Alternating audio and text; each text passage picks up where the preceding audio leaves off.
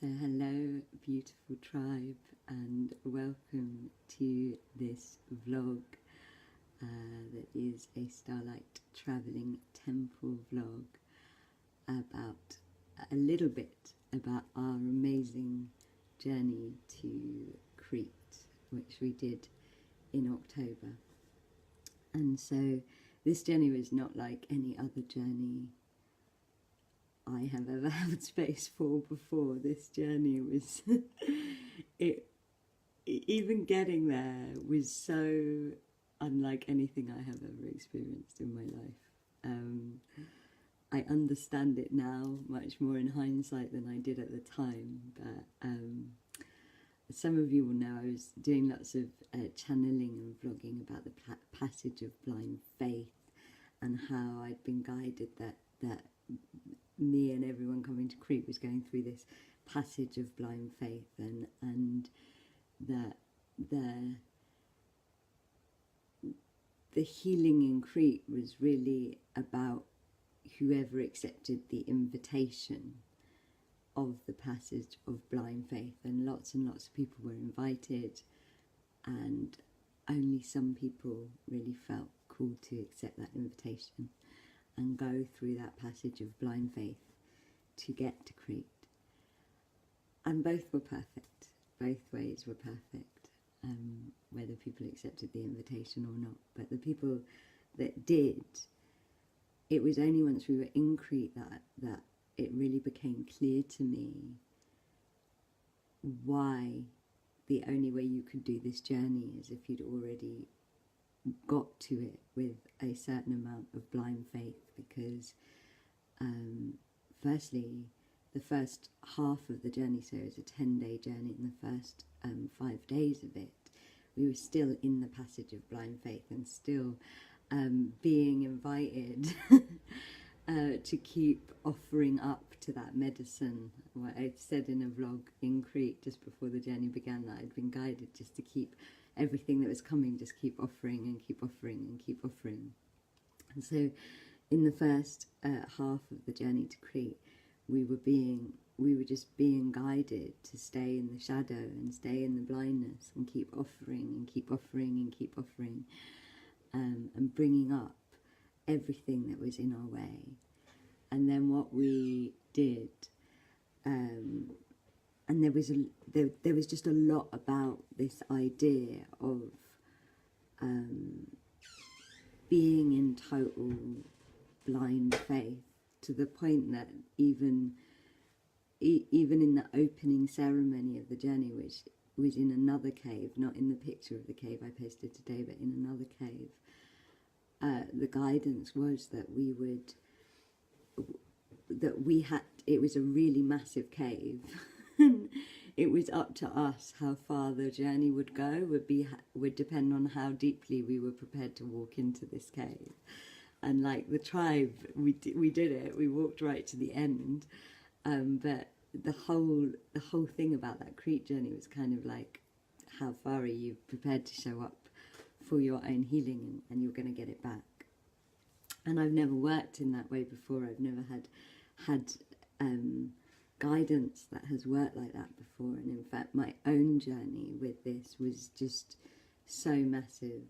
I feel like I can only really share about my own personal journey with Crete because it was so personal to each person. But for me, even though my guides hadn't abandoned me, it felt like they had. Like, it was just like, you've done your training, you know what to do, your higher self is overlighting, which is the guidance Kath kept getting, that I kept refusing to believe. And there is very much a sense of like, you're going to do this by yourself. You're going to do this for your own truth, in your own integrity, by yourself. You're not going to be carried by the guides or by the universe. And like I said, we went through these 5 days of really doing amazing, beautiful ceremonies and just bringing up, really from all angles,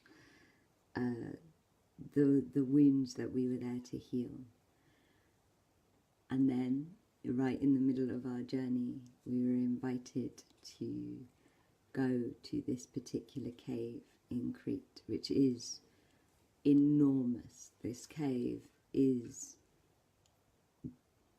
huge. It has these, like, you go in, I mean, you saw the picture that I posted on the group, but it's even bigger than that. It's you know, there's more layers and chambers to it than in that picture, and it's just, you get into it and you just feel so tiny and so at the mercy of the earth and the energies in that cave.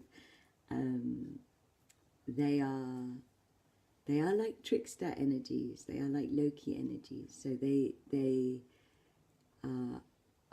will show you your fears, you know, but in a way that is to serve you, as opposed to in a way to harm you.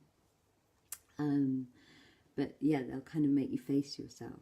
And by this point, as Crete was unfolding, I think we were all becoming really aware that, like, when we were going into the cave, it was a ceremony without our guides, without the overlighting gods and goddesses that we were working with, without anything other than just ourselves. And we were going into this cave to really meet and face ourselves. And we were guided to go down to kind of the main bit, and just this cave is just full of ceremony, you know, like it's recorded, all of this ceremony.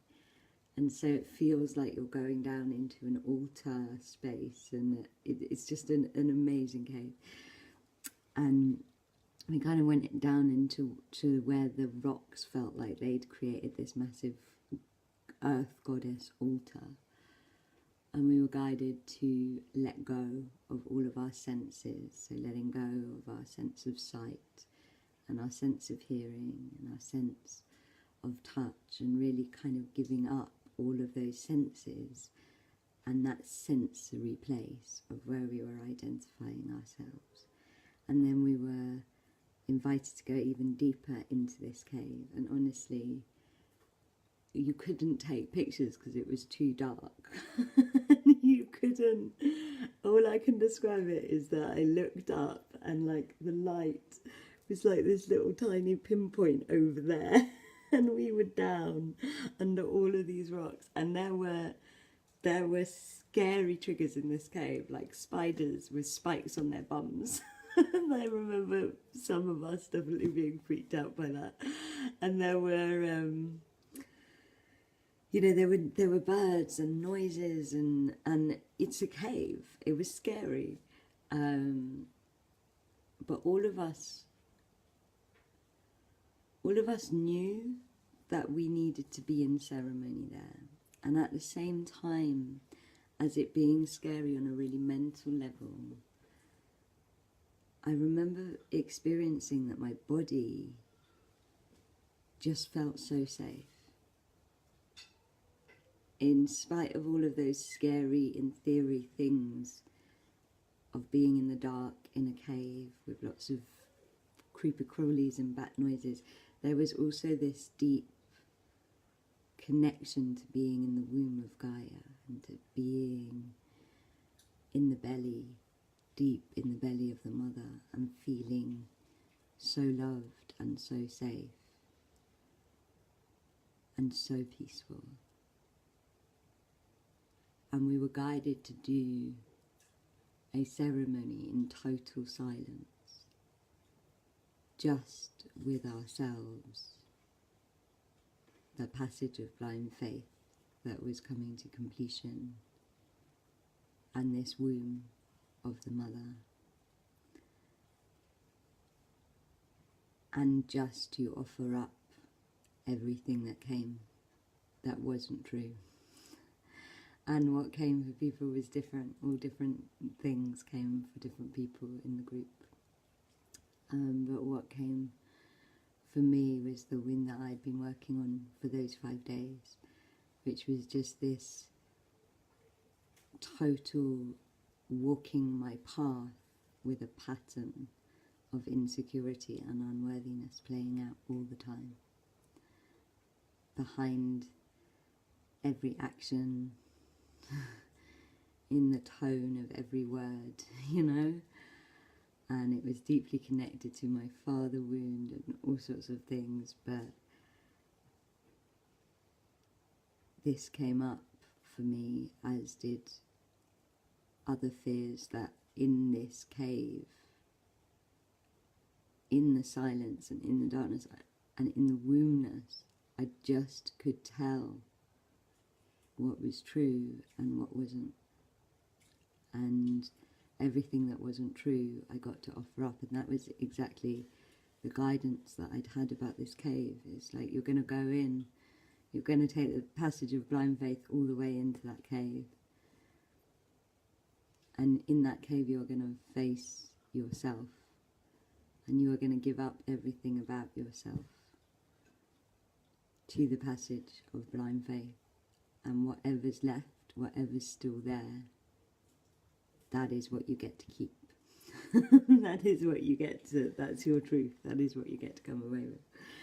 And, you know, it was, and for me, I went into this deep ceremonial state of just like offering, I stopped like judging, and just everything that was coming up, whether I thought it was good or bad, I was just offering it back to the earth, back to the womb, into the energy, into the silence.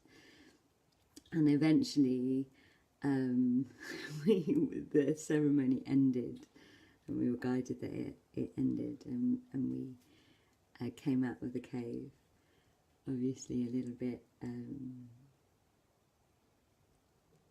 blown away by doing an experience like that, working in that way, so deeply with the land and so deeply with the medicines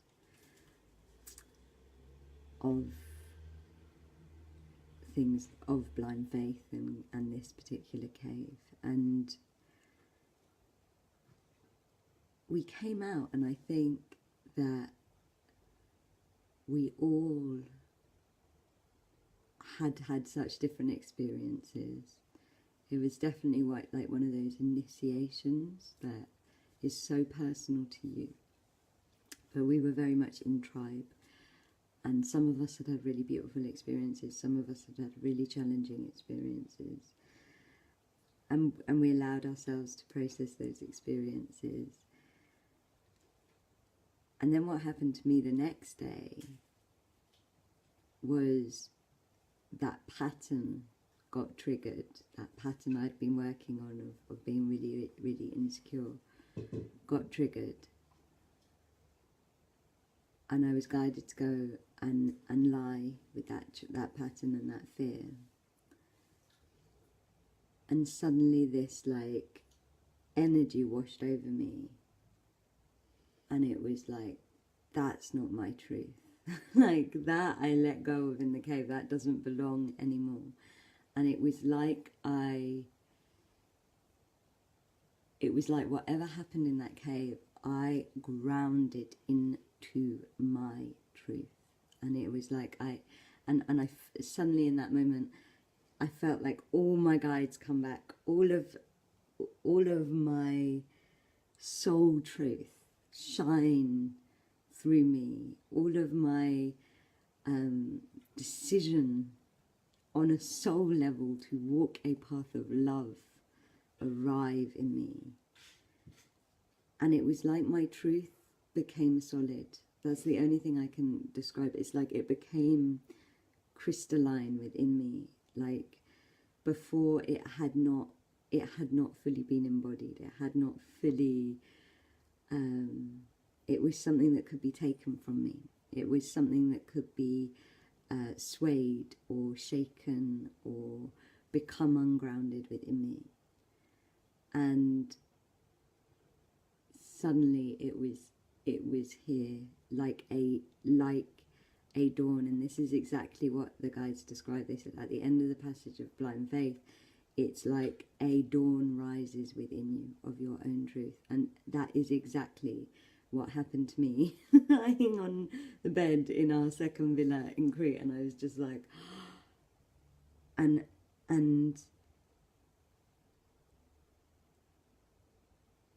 all the noise of all other truths that aren't of service to me stopped being noisy and just became stars in the universal sky of truth, because my truth had become a star. And then we were invited. So we'd been in like this deep transformational shadow journey with these portals that were just bringing up stuff and bringing up stuff and bringing up stuff. And then we were invited to spend the rest of the journey in the light and really exploring that truth through these amazingly beautiful portals with like Aphrodite and Iris, and we were guided for 3 days not to speak about this thing that had been blocking our lives in such a big way, and it was different for all of us, and all of us did it. Like, we just didn't talk about it, and we were able to do it, and it was like just the most incredible transcendence that came through facing ourselves head on in that cave, and facing as much about what was not true about our lives and our consciousness as about what was true. And it has changed me. At my core, it has freed me. I have turned to myself, and it has set me free. And I had to do it without my guides, without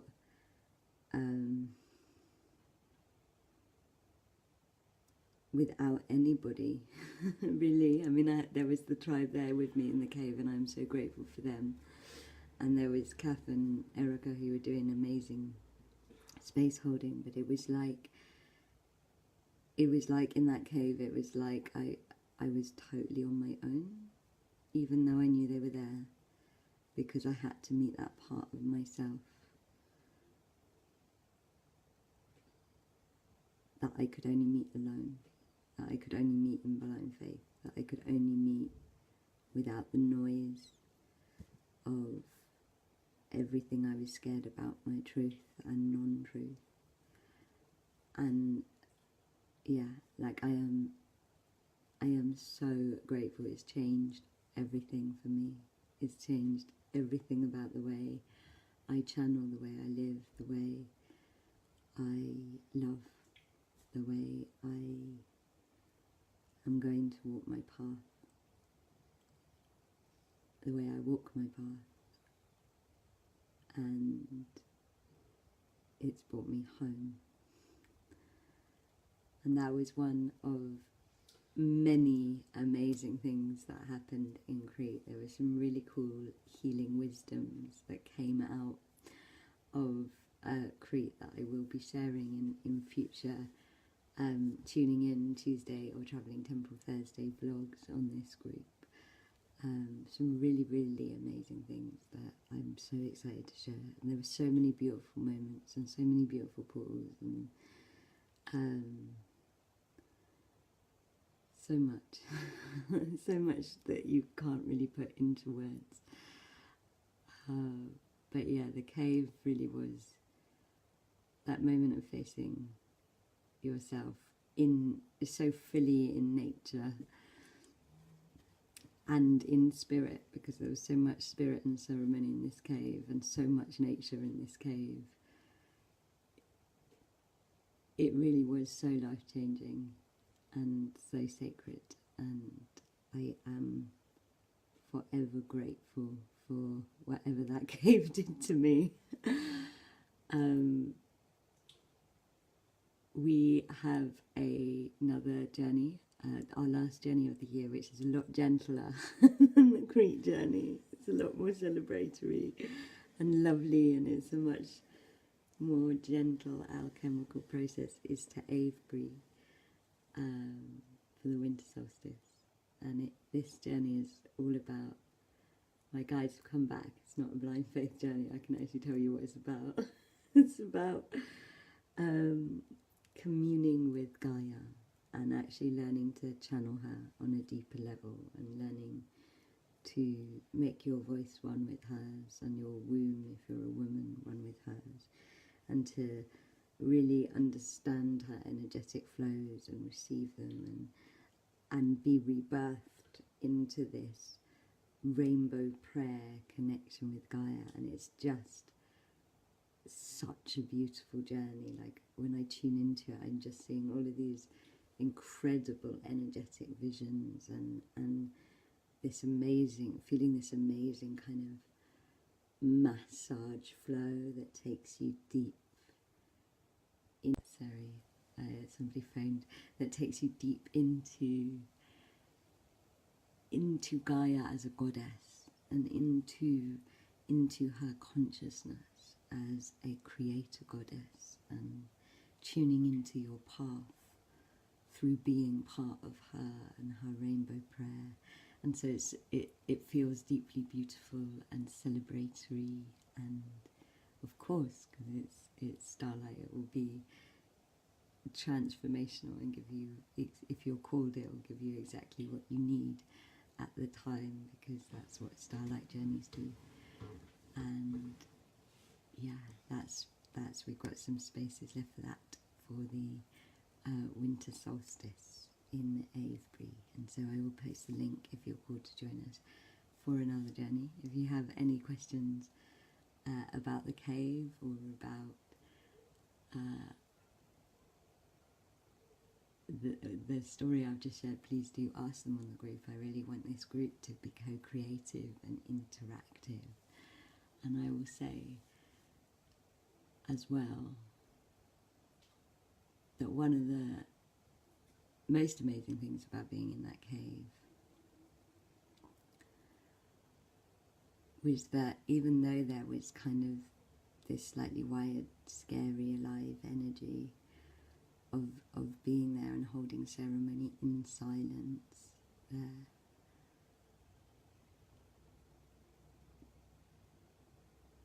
the fear energy was in the mind.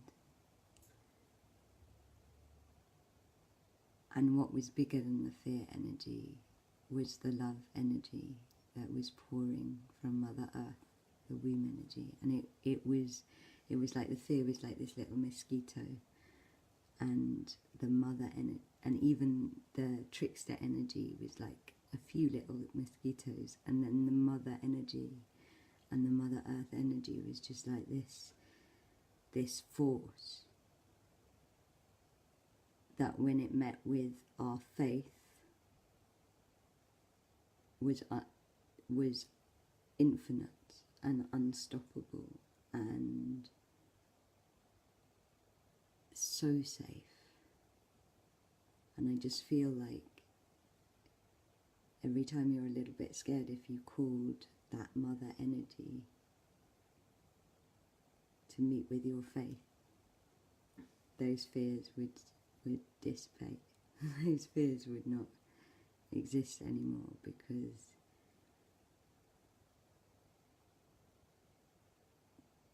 there is so much more safety and love